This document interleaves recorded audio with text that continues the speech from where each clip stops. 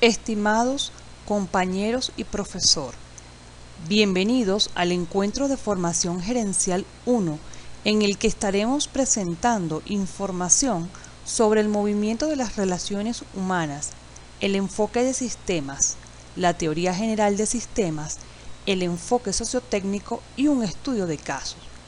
En este sentido, le estaremos acompañando los siguientes estudiantes: Cario Andreina, Da Fonseca Andreina, Díaz Wendis, García Keila y Simanca Said.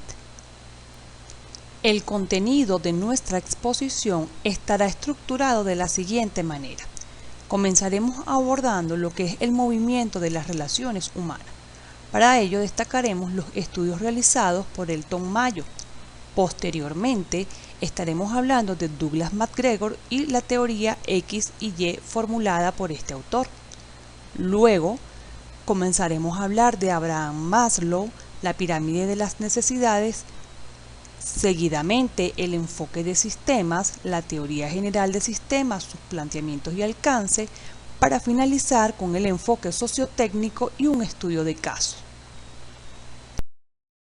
El movimiento de las relaciones humanas. Elton Mayo, sociólogo y psicólogo industrial, especializado en las teorías de las organizaciones y profesor de investigación industrial en la Escuela de Negocios de Harvard. Mayo es considerado el principal pilar y fundador del movimiento de las relaciones humanas.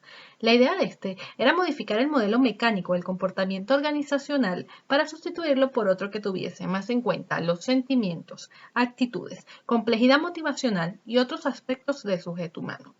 Por lo que sus investigaciones se basaron en el estudio del comportamiento humano bajo ciertas circunstancias ambientales y sociales.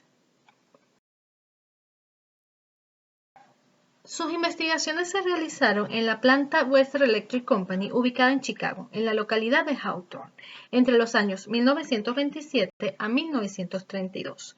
La investigación consistió en determinar, con base en la producción, la relación entre la intensidad de la iluminación y la eficiencia de los obreros en la producción. El experimento conocido como experimento Hawthorne se desarrolló en 4 fases. Fase 1. Se estudió el efecto de la iluminación en el rendimiento de los obreros. Para ello, se seleccionaron 2 grupos de obreros que ejecutaban la misma operación, en condiciones idénticas. Un grupo llamado experimental trabajó bajo una intensidad de luz variable y el otro grupo de control trabajó bajo una intensidad de luz constante. Como resultado de esta fase, no se observó relación directa entre las variables estudiadas, pero se originaron variables adicionales a las físicas, como lo fueron las variables psicológicas, las cuales no podían obviarse en el análisis. Fase 2. Evaluación en sala de prueba para el montaje. Se formó un grupo experimental con 6 operadores de nivel medio, en donde 5 realizaban el montaje, mientras que la sexta suministraba las piezas necesarias para mantener un trabajo continuo. Durante el periodo de trabajo se fueron realizando cambios como reducción en las horas de trabajo, modificaciones del área de trabajo, cambios en el sistema de pago, inclusión de periodos de descanso, entre otros. La investigación se dividió en 12 periodos para observar cuáles eran las condiciones de rendimiento más satisfactorias. El resultado de esta fase mostró la formación de un ambiente social y de ayuda mutua entre los trabajadores. El ambiente de trabajo sin presiones era más satisfactorio. Se trabajó en grupo desarrollándose el concepto de liderazgo y trabajo en base a objetivos comunes. Los trabajadores sabían que se trataba de un experimento y debían dar resultados. Los beneficios obtenidos eran para todos los compañeros del trabajo. Fase 3. El programa de entrevistas. En esta fase, el mejoramiento de las condiciones físicas había pasado a una dimensión menos importante. El interés de la investigación era determinar la importancia de los fenómenos sociales que ocurrían en el interior de la organización y su impacto psicológico en los trabajadores. La metodología consistió en un programa masivo de entrevistas que cubrió a 21.000 trabajadores. En las entrevistas se indagó por las condiciones de trabajo, el trabajo mismo y la supervisión.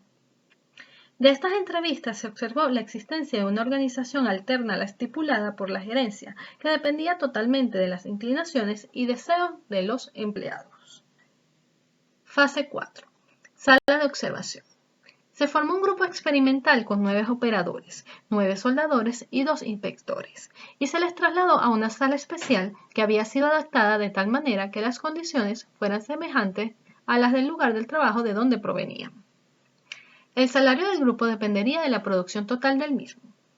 En esta fase se observó el uso de artimañas para equilibrar la producción. Los trabajadores dirigían el ritmo de la producción de acuerdo a su criterio. Tenían cierta uniformidad de sentimientos y solidaridad de grupo, así como penalidades simbólicas en caso de que algún miembro no respondiera a las necesidades del grupo. Esta fase permitió establecer las relaciones entre el colectivo informal de los empleados y el grupo formal de la empresa. Como conclusiones generales del experimento de Hawthorne se obtuvo que el nivel de producción es resultado de la integración social. La organización de una empresa está compuesta por grupos sociales informales. Estos grupos son los formados por afinidad y amistad y son independientes de las estructuras formales establecidas en la organización.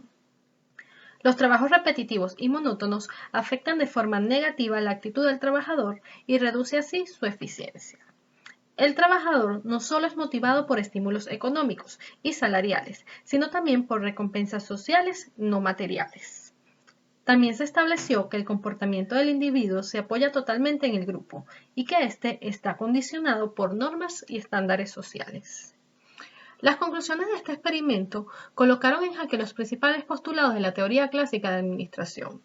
Esto, unido al creciente desarrollo de las ciencias humanísticas y a la necesidad de humanizar y democratizar a la administración, liberándola de los conceptos rígidos y mecanicistas de la teoría clásica, hicieron surgir la teoría de las relaciones humanas, la cual corresponde a un enfoque administrativo orientado hacia la gente, en el cual la interacción de ésta en las organizaciones se estudia para juzgar su impacto en el éxito organizacional. La teoría de las relaciones humanas se basa en los siguientes principios. El nivel de producción es resultado de la integración social. Este no viene determinado solo por la capacidad física o fisiológica, sino también por las normas sociales y las expectativas del grupo. Cuanto más integrado socialmente está el grupo de trabajo, mayor será la disposición de producción. Si el trabajador reúne excelentes condiciones físicas y fisiológicas para el trabajo y no está integrado socialmente, la desadaptación social se reflejará en su eficiencia. El comportamiento del individuo se apoya totalmente en el grupo, por lo que cualquier desviación de las normas sociales supone una sanción por parte del grupo, que administra recompensas y sanciones. Los grupos informales constituyen la organización humana real de la empresa. A veces está en contraposición con la organización formal establecida por la dirección. La comprensión de las relaciones humanas permite a la dirección obtener mejores resultados, así como la creación de una atmósfera de trabajo positiva. La especialización no es la manera más eficiente de división del trabajo, pues los trabajos simples y repetitivos se vuelven con el tiempo monótonos y aburridos, lo que afecta negativamente a la actitud del trabajador y a su actividad. En este sentido, la rotación de puestos puede aumentar la productividad. Los directivos deben estar en capacidad de dar un trato digno a sus trabajadores, comprender, saber comunicar, ser democráticos y persuasivos, con la base de que el hombre es un ser social. La teoría de las relaciones humanas aportó un nuevo lenguaje dentro de la administración, incorporando los conceptos de motivación, liderazgo, comunicación, organización informal y dinámica de grupo. La teoría de las relaciones humanas es criticada debido a lo siguiente. La contraposición a la teoría clásica, ya que los factores considerados como decisivos y cruciales por una no eran enfocados correctamente por la otra, y las variables que una consideraba importante eran casi ignoradas por la otra. Concepción ingenua y romántica del obrero, debido a que se imaginaba un trabajador feliz, productivo e integrado al ambiente del trabajo. Esa imagen no siempre fue confirmada en las investigaciones, ya que se descubrían trabajadores felices e improductivos, así como trabajadores infelices y productivos, lo cual rompía la correlación entre la satisfacción y la productividad. Limitación del campo experimental, ya que se enfocaban al mismo ambiente de investigación, el fabril, dejando de estudiar otros tipos de organizaciones, como bancos, hospitales, universidades, reduciendo así la aplicabilidad de sus teorías y conclusiones. Parcialidad en las conclusiones, debido a que se analizaron en exceso variables que solo hacían énfasis en los factores humanos. Énfasis en los grupos informales. Se concentró demasiado en el estudio de grupos primarios y los coloca como su principal campo de acción, sobrevalorar la cohesión grupal como condición para el aumento de la productividad. El enfoque manipulador de las relaciones humanas. Se preocuparon exclusivamente por el bienestar y la felicidad de los trabajadores y se olvidaron de que este aspecto no es la función principal de la empresa, sino producir bienes y generar ganancias. Aporte de las relaciones humanas a la administración. Involucrar por primera vez al ser humano como elemento primordial en una organización. Observar a la organización como un sistema social. Proponer que la productividad no es un problema de ingeniería, sino de relaciones de grupo. Y son los pioneros en el estudio de la motivación, el liderazgo, la comunicación y los grupos informales. Douglas McGregor nació en Detroit en el año 1906 y murió de un ataque al corazón a los 58 años en el año 1964. Ingeniero industrial y psicólogo del siglo XX. Tenía una vida aparentemente sencilla. Sin embargo, su profunda vocación de servicio le llevó a hacer aportaciones importantes a nivel empresarial. Recorrió el camino de la educación y se metió de lleno en una filosofía de productividad. McGregor desarrolló la teoría X y la teoría Y, junto con personajes como Abraham Maslow, en su obra El lado humano de las organizaciones. Describió dos formas de pensamiento de los directivos empresariales a los cuales denominó teoría X y teoría Y. Los de la primera consideran a sus subordinados como animales de trabajo, que solo se mueven ante el yugo o la amenaza, mientras que los directivos de la segunda se basan en el principio de que la gente quiere y necesita trabajar. Teoría X. Esta teoría concuerda con el enfoque tradicional sobre el comportamiento humano, el cual asevera que los individuos tienen poca o ninguna motivación en relación al trabajo. En otras palabras, afirma que las personas son renuentes al trabajo y que esta característica es de naturaleza humana.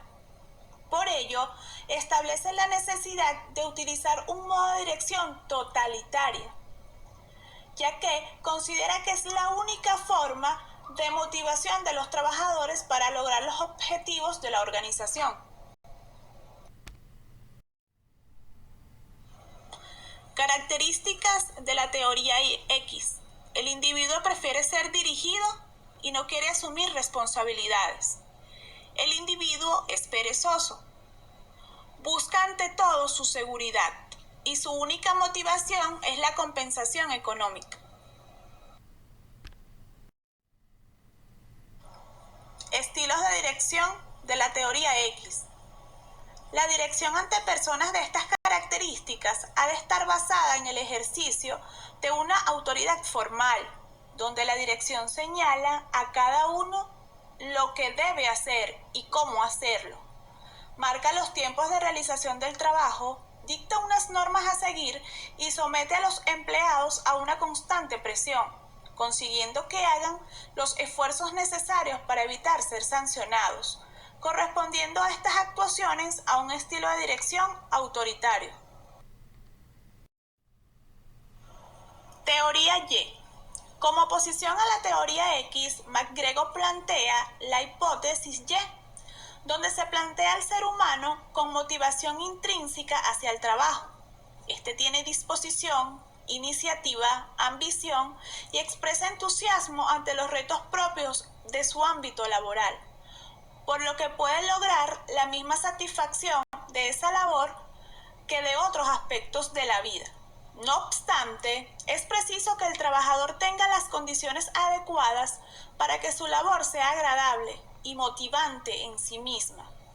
Así sería posible integrar los objetivos propios con los de la organización, a través de un liderazgo democrático que oriente hacia la obtención de los objetivos conjuntos. Características de la teoría Y.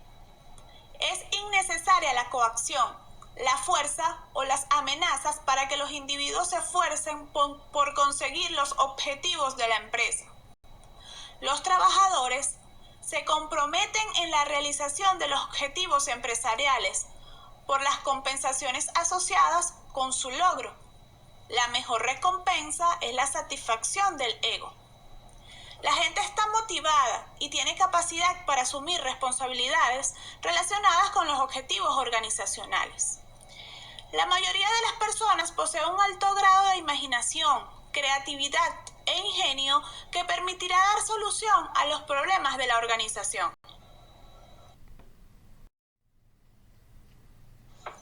Estilo de dirección de la teoría Y.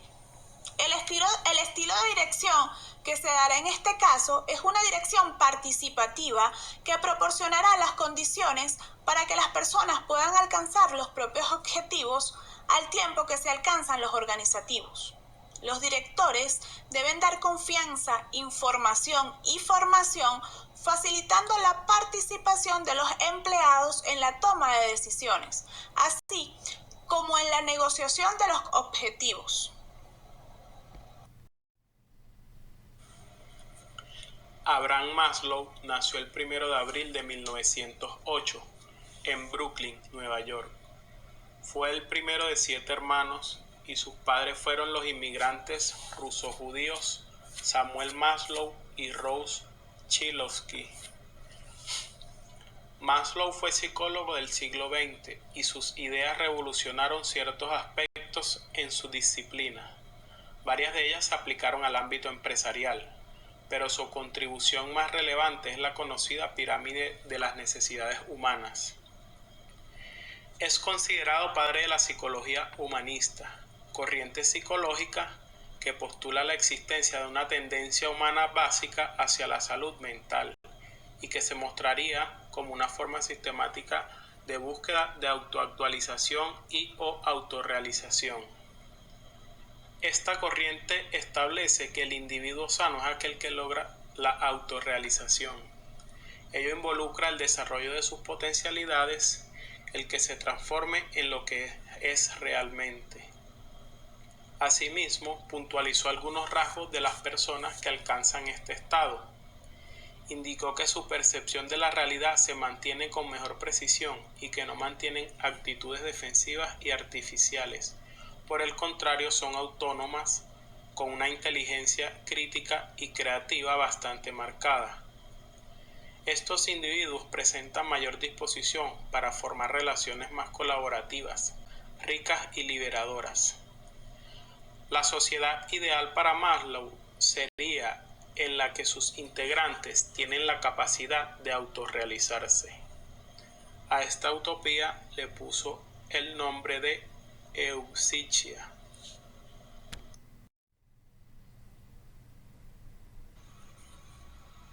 Maslow expone visualmente el comportamiento humano según nuestras necesidades en su teoría de la pirámide de las necesidades. El primer eslabón de la pirámide muestra las necesidades fisiológicas que en primera instancia todos los humanos necesitamos cubrir. Una vez cubiertas estas, buscamos la satisfacción de las necesidades superiores inmediatas. No se puede alcanzar un eslabón superior sin cubrir antes los inferiores, es decir, según vamos satisfaciendo las necesidades más básicas, desarrollamos necesidades y deseos más elevados. Esta pirámide consta de 5 categorías. 1. Necesidades básicas o fisiológicas. 2. Necesidades de seguridad. 3. Necesidades sociales. 4. Necesidades de estima o reconocimiento. Y 5. Necesidades de autorrealización. En primera instancia tenemos las necesidades fisiológicas o biológicas. Estas se encuentran en la base de la pirámide y están relacionadas a la supervivencia física. Y esta sería la primera en motivar nuestra conducta. Estas necesidades son las únicas inherentes en todo individuo, como respirar, alimentarse, descansar, vestirse, el sexo, entre otras. Estas abarcan todo lo relacionado con el ser humano para su sobrevivencia. El segundo eslabón son las necesidades de seguridad. Aquí se encuentran las necesidades que nos generan sensación de seguridad en la vida para poder vivir sin miedo, como la seguridad física relacionada a la salud del cuerpo, seguridad económica relacionada al empleo o a la forma de conseguir los ingresos, necesidad de una vivienda, de un techo. Estas solo se cubren después de haber cubierto las básicas. Necesidades sociales es el tercer eslabón. Aquí se encuentran las necesidades relacionadas a los sentimientos de pertenencia, es decir, sentirse parte de la sociedad a través de relaciones interpersonales y el desarrollo afectivo, como amistades, pareja, familia, pertenecer a algún grupo, recibir y dar afecto. En cuarto eslabón tenemos las necesidades de estima o reconocimiento. Estas están relacionadas con la confianza, la reputación, el respeto. Incluso Maslow las clasifica en dos categorías: la autoestima y la independencia, confianza en uno mismo, dignidad y logro, y la reputación o respeto que precede a la autoestima o dignidad. Como quinto y último eslabón tenemos las necesidades de autorrealización. Se trata del nivel supremo y solo puede ser satisfecho una vez todas las anteriores hayan sido alcanzadas. Aquí el ser humano busca su crecimiento personal y desarrollo de su potencial para lograr el éxito. Son personas autorrealizadas aquellas que son conscientes de sí mismas y se preocupan por las opiniones de los demás. Moralidad, creatividad, éxito, entre otras. Este nivel es el más racional y el que nos diferencia de los animales, ya que el resto son necesidades de carencia. A continuación, algunas características de una persona autorrealizada. Orientan los problemas hacia sus soluciones, más allá del propio interés. Su sentido del humor no conlleva crueldad. Se respetan tal y como son, así como a los demás y a la naturaleza. Muestran espontaneidad, creatividad y originalidad. Sus relaciones personales no son muy numerosas, pero sí cercanas. Evitan las convenciones sociales y los estereotipos, confiando más en sus experiencias y juicios individuales. Son inconformistas e independientes. Podemos mencionar algunas ventajas y desventajas de la teoría de la pirámide de las necesidades de Abraham Maslow. Entre algunas ventajas tenemos que es bastante aplicable a la realidad. Muchas personas de diversos perfiles la encuentran útil para aplicarla a su vida cotidiana. Es sencilla y muy fácil de entender y de ponerla en práctica en diferentes ámbitos. Visualmente es muy comprensible. La pirámide gráfica se explica a sí misma y es fácil de memorizar. Entre algunas desventajas tenemos que es bastante ambigua, ya que algunas necesidades son fáciles de medir, como la respiración, la alimentación, etc. Pero otras son más abstractas, como el afecto o la autorrealización. La secuencialidad es cuestionada. Existen muchas personas que por distintos motivos éticos, ideológicos, entre otros, no satisfacen sus necesidades básicas y sin embargo aspiran a otros escalones más elevados. Entre las críticas más importantes sobre la pirámide de Maslow tenemos que hay estudios que plantean que hay individuos que pueden sentirse motivados a satisfacer necesidades de niveles superiores sin haber satisfecho las básicas. Otros establecen que el nivel de autorrealización es muy abstracto, como ya mencionamos en las desventajas, y carece de elementos que lo puedan comprobar, es decir, es difícil de medir. Teoría general de sistema, planteamiento y alcance. El enfoque de sistemas en la administración se basa en la teoría general de los sistemas. Este enfoque surgió con los trabajos del biólogo alemán Ludwig von Bertalanffy, siendo su obra más conocida Teoría General de Sistemas, publicado en 1968. Bertalanffy nació el 19 de septiembre de 1901 y murió el 12 de junio de 1972. La principal premisa de su teoría es que para comprender totalmente la operación de una entidad, esta debe ser vista como un sistema, definiendo sistema como el conjunto de elementos en interacción recíproca. Por ejemplo, de acuerdo con la teoría general de sistemas, para comprender las operaciones del ser humano, uno debe comprender el funcionamiento de sus partes interdependientes, oído, ojo y cerebro. La teoría general de los sistemas integra el conocimiento de varios campos especializados, de modo que el sistema como un todo puede ser entendido mejor. Bertalanffy fundamenta la teoría general del sistema en tres premisas básicas. 1. Los sistemas existen dentro de sistemas. Cada sistema se constituye de subsistemas y al mismo tiempo hace parte de un sistema más grande, el suprasistema. 2. Los sistemas pueden ser abiertos y cerrados. Los sistemas abiertos se caracterizan por un proceso infinito de intercambio con su medio ambiente para obtener materia, energía o información. Una planta es el ejemplo de un sistema abierto. La constante interacción con el medio ambiente influye en el estado de la planta, en su existencia y su futuro. De hecho, el ambiente determina si la planta vivirá o no.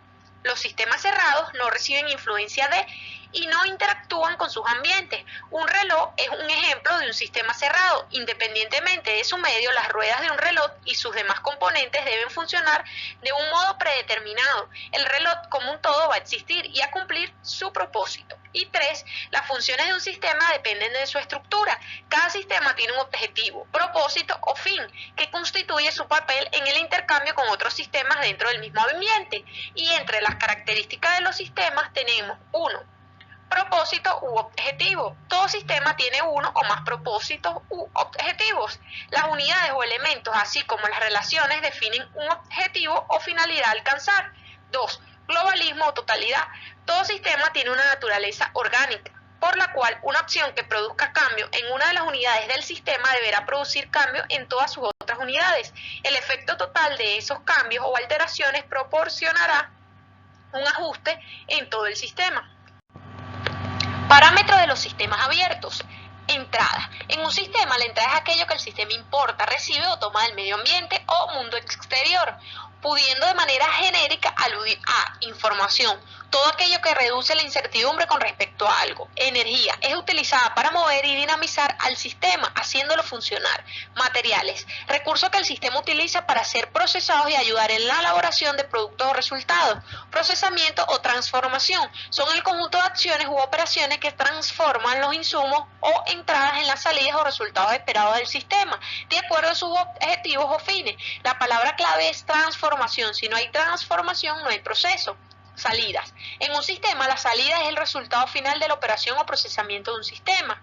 Las salidas se constituyen en aquello que exporta el sistema al medio ambiente o entornos. Las salidas también pueden ser en forma de información, energía o recursos. Retroalimentación. Es un mecanismo mediante el cual una parte de la energía de salida de un sistema o de una máquina vuelve a la entrada. La retroalimentación sirve para comparar la manera como funciona un sistema en relación con el estándar establecido para su funcionamiento. Y el ambiente es todo aquello que rodea externamente el sistema y del cual toma los insumos que requiere para efectuar su proceso. Los sistemas abiertos reciben entradas del ambiente, las procesa y efectúa nuevas salidas hacia ese ambiente, por lo que existe una constante interacción entre ambos. En la teoría general del sistema existen 4 conceptos relevantes. 1. Homeostasis. Es el estado de equilibrio dinámico alcanzado mediante la autorregulación o autocontrol. Es la capacidad del sistema para mantener las variables dentro de ciertos límites definidos como normales. La base de este equilibrio dinámico es la comunicación y la consecuente retroalimentación tanto positiva como negativa. 2. Entropía. Se refiere a la pérdida de energía en los sistemas que los llevan a la degradación, a la desintegración y a la desaparición. Por ejemplo, hay elementos o subsistemas que aportan o promuevan que la entropía aumente. Entre estos podemos mencionar el ausentismo laboral, conflictos interpersonales y entre las unidades o departamentos, baja productividad, la comunicación no efectiva, entre otros. Entropía negativa o negentropía. Frente a los procesos entrópicos, el sistema necesita abrirse y reabastecerse de energía e información que le permitan mantener su estructura y sobrevivir. Es decir, cuando el sistema se está muriendo, él mismo busca una manera de usar una fuente de energía que le permita mantenerse vivo. Por ejemplo, el bajo rendimiento del personal se puede controlar realizando capacitaciones y dando incentivos al personal con el fin de motivarlo para optimizar su trabajo. Y sinergia se presenta cuando dos o más causas que actúan en conjunto producen un efecto mayor que la suma de los efectos que producirían por separado. Es el aporte de los elementos cuando se unen en función de un objetivo o interés, y el logro es mayor que si lo hicieran de manera individual. Ejemplo, cuando la unidad de venta se une con la unidad de producción, el logro que se obtienen en función de los objetivos es mayor a que si hiciese por separado cada unidad. Definición de organización con base a la teoría de sistemas. 1. La organización debe considerarse como un sistema abierto, en constante interacción con el medio ambiente, recibiendo materia prima, personas, energía e información y transformándolas o convirtiéndolas en productos o servicios que se envían al ambiente. 2. La organización debe concebirse como un sistema con objetivos o funciones múltiples con el ambiente. 3. La organización debe verse constituida por muchos subsistemas que están en interacción dinámica con otros. Se debe analizar el comportamiento de los subsistemas en vez de estudiar simplemente los fenómenos organizacionales en función de los comportamientos individuales. 4. Dado que los subsistemas son mutuamente dependientes, los cambios ocurridos en uno de ellos probablemente afecten el comportamiento de los demás. 5. La organización existe en un ambiente dinámico que comprende a otros sistemas. Daniel Katz y Robert Kahn realizaron un aporte extraordinario a la teoría general de sistemas con la publicación de su libro Psicología Social de las Organizaciones. Para estos autores, las organizaciones constituyen una clase de sistemas sociales, un dispositivo para lograr mejor con los medios de un grupo algún propósito. Características de las organizaciones como sistemas abiertos según estos dos autores. 1. Entradas o importación. La organización recibe insumos del ambiente. 2. Procesamiento o transformación. Los sistemas abiertos transforman la energía recibida.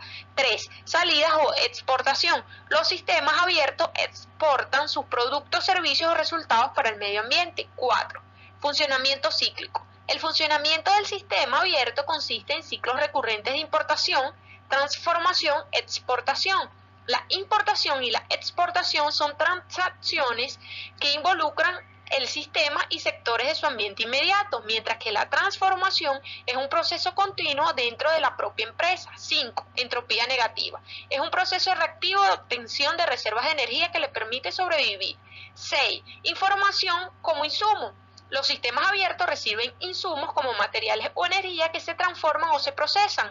Recibe también entradas de carácter informativo que proporcionan señales a la estructura sobre el ambiente y sobre su propio funcionamiento. 7. Homeostasis o estado de equilibrio. Los sistemas abiertos se caracterizan por un estado de equilibrio. 8. Diferenciación. La organización como un sistema abierto tiende a la diferenciación, es decir, a la multiplicación y a la elaboración de funciones, lo que trae también multiplicación de papeles y diferenciación interna. La diferenciación es una tendencia para la elaboración de estructura. 9.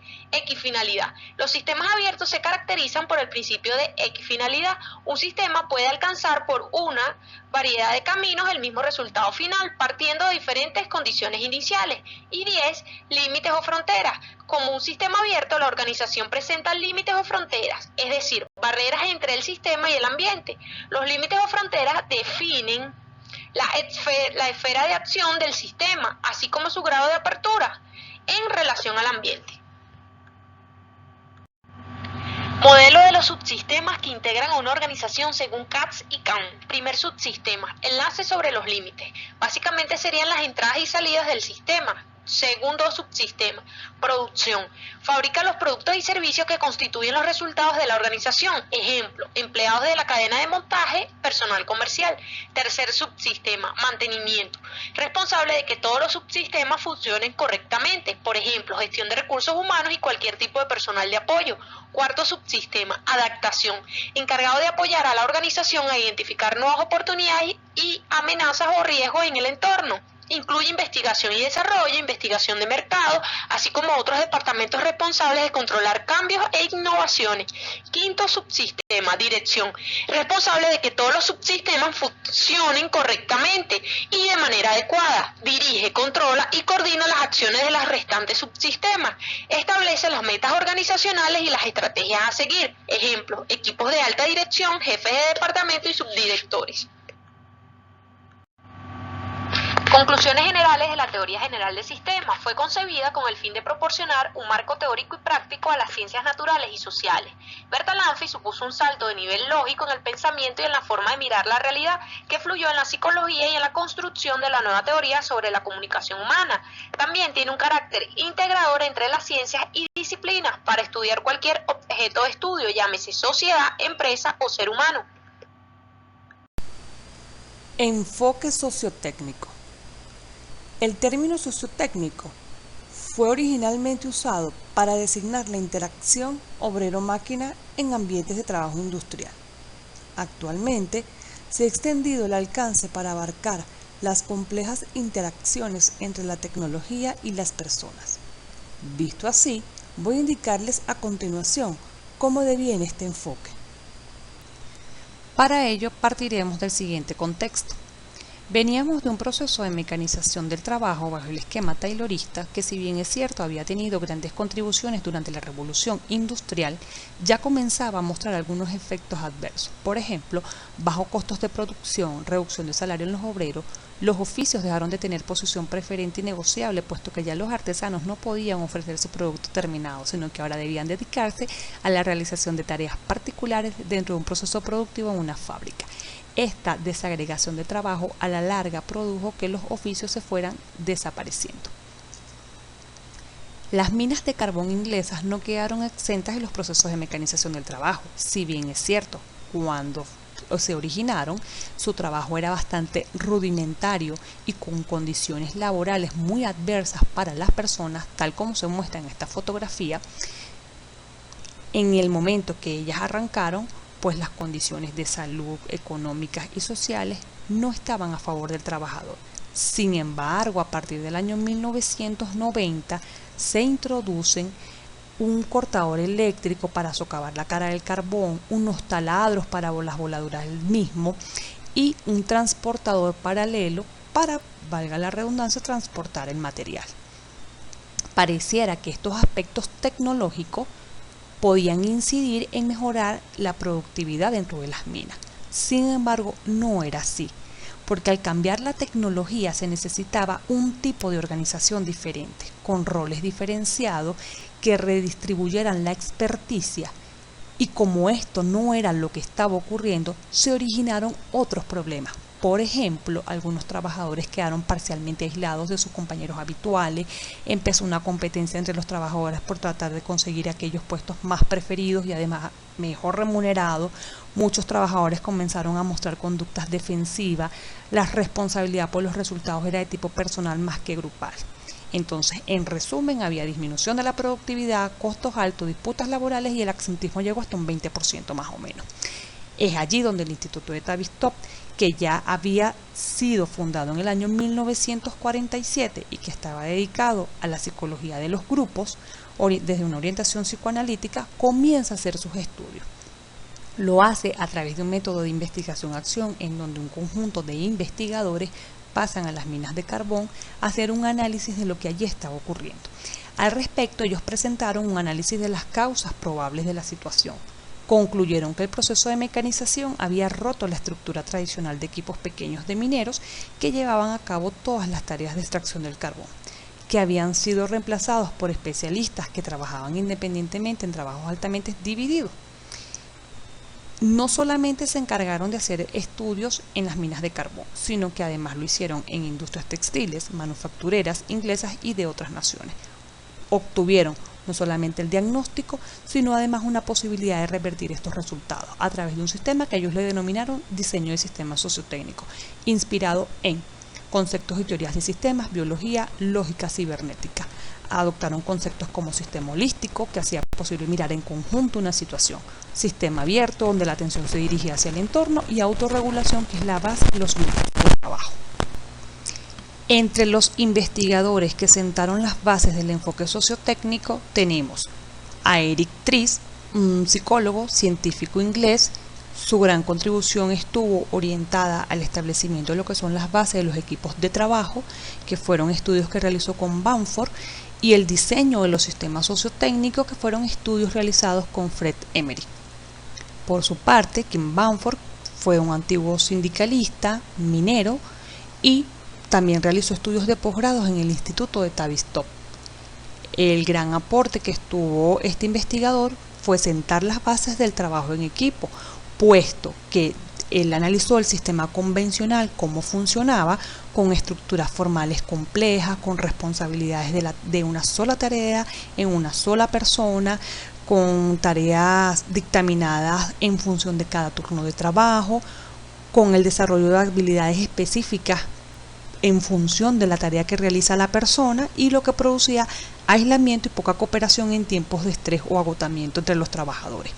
Por su parte, él proponía una estructura simple, con funciones complejas de trabajo, con compromiso en la totalidad de los miembros, es decir, el resultado no es individual, sino que es un equipo completo, que el equipo está orientado a hacer los trabajos pendientes, que además se adquieren habilidades múltiples, ya no se capacita el obrero para que realice una sola tarea, sino que puede estar rotándose en diversos puestos. El sistema de remuneración que propone es un mismo salario más un bono.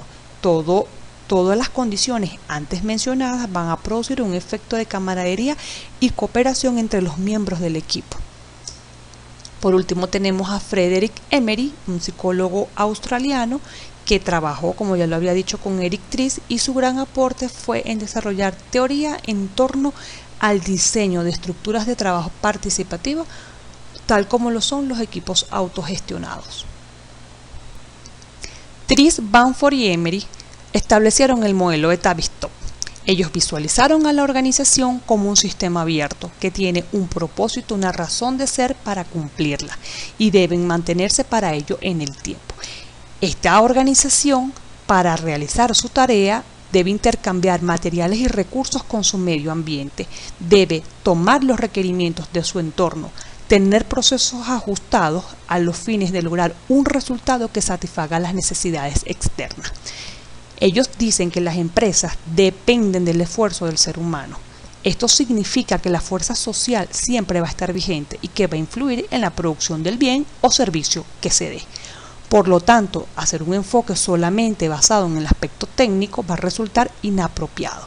En este sentido, ¿qué proponen? Bueno, el diseño de las organizaciones desde el punto de vista sociotécnico comprende dos grandes subsistemas.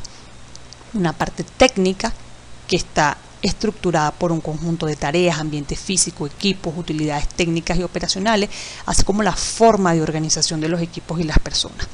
Este subsistema técnico está vinculado con lo que ellos le llaman la eficiencia potencial de la organización, pero que no es posible desarrollarla si no es acompañada de un subsistema social que va a estar habilitado por personas, las relaciones sociales que se dan entre ellas, las habilidades y las capacidades individuales y grupales, así como las necesidades y aspiraciones del ser humano.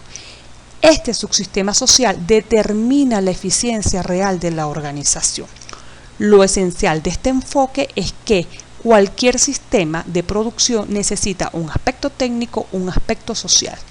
Y aunque las exigencias tecnológicas condicionan y limitan el trabajo, la organización del trabajo presenta características sociales y psicológicas propias, que son independientes de la tecnología. Desde el punto de vista conceptual, Tries y Bamford establecen que el sistema sociotécnico es un intento teórico por equilibrar las necesidades sociopsicológicas humanas con las metas de la organización. Para ellos plantean dos supuestos. ¿Y cuáles son? El primero es que la producción orgánica se desarrolla a través de la optimización de los sistemas sociales y técnicos, y que existe un intercambio entre el sistema de trabajo y el medio ambiente en general. Por otra parte, Tries establece que existen niveles de los sistemas sociotécnicos. El nivel primario, que es el núcleo interno de trabajo, donde están los grupos directamente, hay un nivel más grande que es el organizacional, donde ya está el todo de la empresa, la estructura, los procesos, las funciones, remuneraciones, etc. Y un nivel macrosocial que ya tiene que ver con el intercambio con otras industrias y otros ambientes externos. TIRS igualmente propone un método de análisis del sistema sociotécnico y es que va desde la descripción del sistema seleccionado a la organización objeto de estudio, revisión de sus procesos, análisis de sus indicadores, análisis de su sistema social, percepción social que tienen los trabajadores, límites de los sistemas, las entradas y salidas, el contexto en el que se desenvuelve esa organización, así como obtener un análisis y diagnóstico del sistema.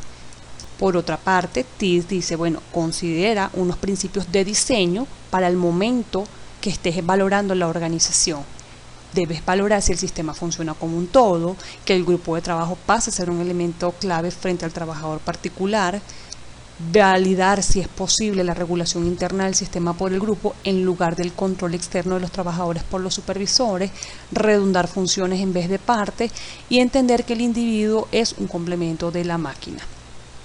Por su parte, Emery establece otros principios individuales y de grupos para los sistemas sociotécnicos. ¿Cuáles son los de él? Una variedad óptima en las tareas del trabajo, un semibalance de una sola tarea o en general, un margen para el establecimiento de las normas de calidad y cantidad de producción, la inclusión en el trabajo de algunas tareas auxiliares y preparatorias, así como la inclusión de un cierto grado de atención, habilidad, conocimiento de esfuerzo que es digno de respeto en la comunidad. Estos principios deben tomarse en cuenta tanto para el diagnóstico como para el diseño de una organización.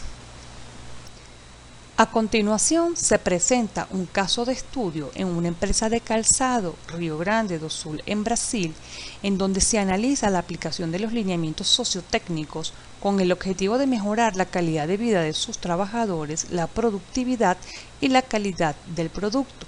Para este estudio se acordó reestructurar un sistema de producción bajo una perspectiva sociotécnica que optimizara la organización del trabajo actual de la empresa, que estaba concebida bajo un esquema taylorista, donde se consideraban los trabajadores que no estaban capacitados, los riesgos que sufrían en las estaciones de trabajo y las condiciones ambientales peligrosas a las que estaban expuestos, tales como el uso de productos químicos de alto riesgo, específicamente pegamentos y disolventes. El enfoque sobre el cual estuvo realizado dicho estudio abordó 4 grandes subsistemas. El primero fue el sistema de personal, en donde se tomaron como dimensiones el grado de profesionalismo del personal de la organización, las características demográficas y los aspectos psicosociales alrededor del individuo y del grupo. Otro de los sistemas abordados fue el tecnológico, enmarcado en la relación herramientas y máquinas y sistemas. El otro sistema, que tiene que ver con el diseño del trabajo, abordó las variables de complejidad de la empresa en las dimensiones específicamente del grado de diferenciación o integración, la formalización, que tenía que ver con el nivel de las tareas que se habían estandarizado, la centralización, entendiéndola como el grado en que la toma de decisiones se concentra. Por último, el sistema abordado fue el ambiente externo, en donde se evaluó la capacidad de adaptación con el ambiente. Las dimensiones en las que se abordó este sistema fue el dinamismo y el grado de complejidad. En cuanto a los procesos, en donde se busca describir de forma cualitativa los aspectos de trabajo, se determinó lo siguiente. En el sistema tradicional de la organización, la tecnología es de baja complejidad, conformada por máquinas de coser, grapadoras, tijeras de perforación, maquinillas, tijeras de afeitar, cuchillos y alicates, es decir, una maquinaria completamente básica. La utilización de productos químicos de alto riesgo como pegamentos y disolventes. Las mesas de trabajo no tienen asientos para que la postura pueda ser alternada. En buena parte se debe al poco espacio físico. El ruido, medido en este caso en 93 decibeles, fue producido por las máquinas, especialmente las de perforación, constituyéndose en uno de los principales problemas a nivel interno. El sistema sociotécnico a nivel de procesos que propone que la realización de un trazado continuo a la línea de trabajo, dado el espacio restringido que se tiene, así como la organización de un diseño más apropiado y una preparación de un equipo de trabajo multifuncional. Por otra parte, propone implementar el uso de productos químicos amigables con el medio ambiente y con la salud de los trabajadores, tales como el uso de pegamento a bases de agua.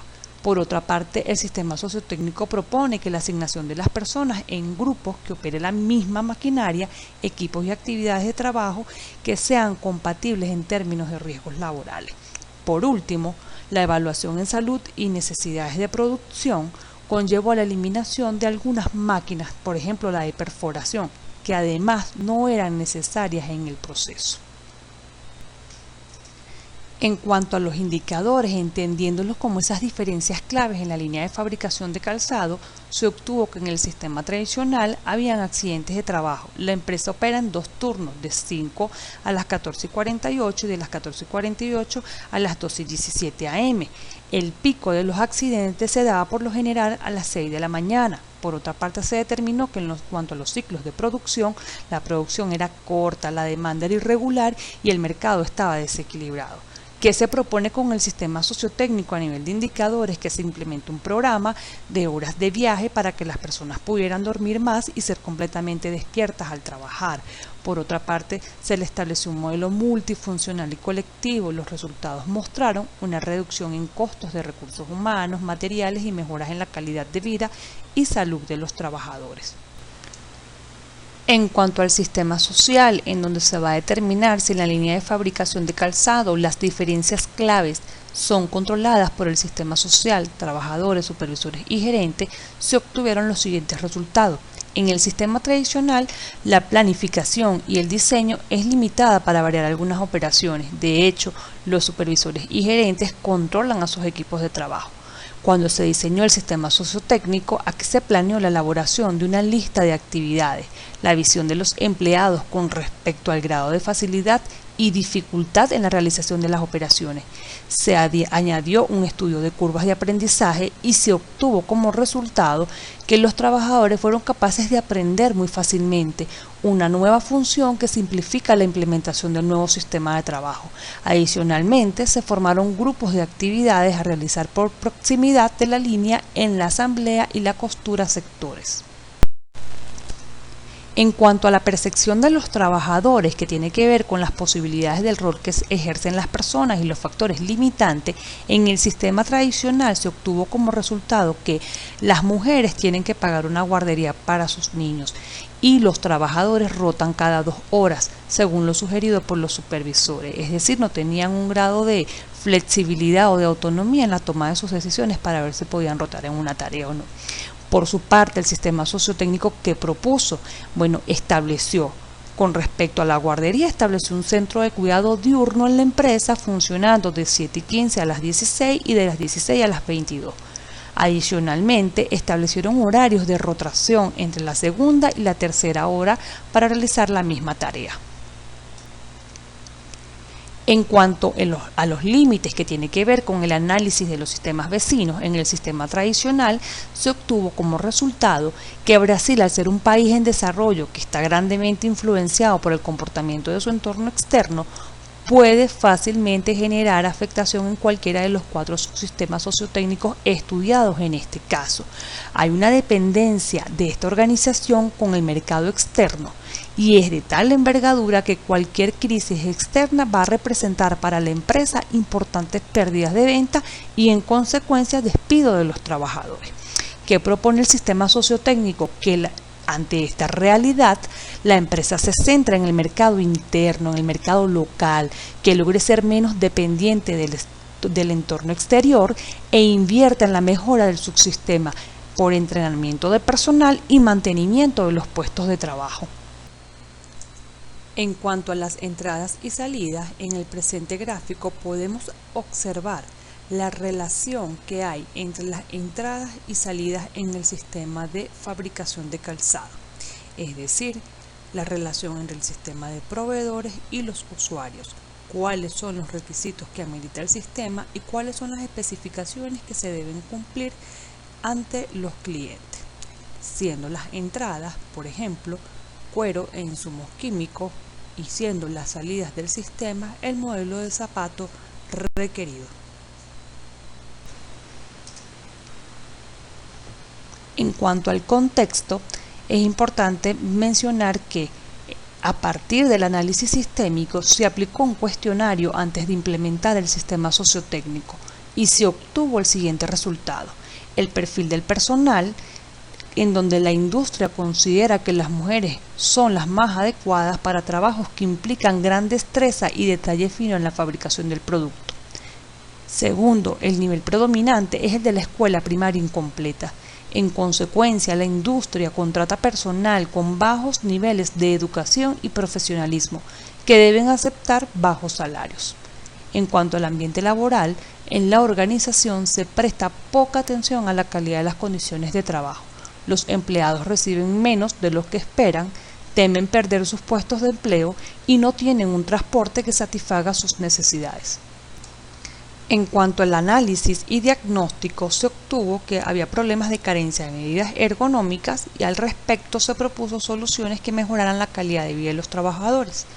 Por otra parte, se obtuvo que existe un bajo nivel de escolaridad y altas tasas de especialización de tareas que originaban ausentismo, rotación, accidentes y enfermedades. Se analizaron las causas externas que pueden afectar los resultados de la organización, encontrándose una dependencia con el mercado internacional y proponiendo en contrapeso a esta situación que se enfocaran en el mercado local. Una vez implementado el sistema sociotécnico, se obtuvo mejoras, siendo las de mayor impacto los cambios en las horas de trabajo, la puesta en marcha de la guardería, el recurso de multifuncionalidad donde los trabajadores son enseñados a operar los equipos, que logró todo ello aumentar la productividad y disminuir los problemas laborales. Una vez concluido todo el enfoque teórico de estos temas abordados en el día de hoy, y presentado un caso específico en donde se pone en práctica el modelo de análisis sociotécnico para una organización, quiero comentarles que vamos a aperturar un espacio para aclarar dudas e inquietudes en relación al tema, o en su defecto quisiéramos conocer opiniones de parte de ustedes para saber desde su posición como gerente o supervisor, y a partir del contenido visto en esta exposición, ¿qué aportarían a su organización en este momento? Finalmente, le mostramos parte del material bibliográfico consultado para el desarrollo de este trabajo y a su vez aprovecho para despedirnos y para darle las gracias por acompañarnos hasta este momento.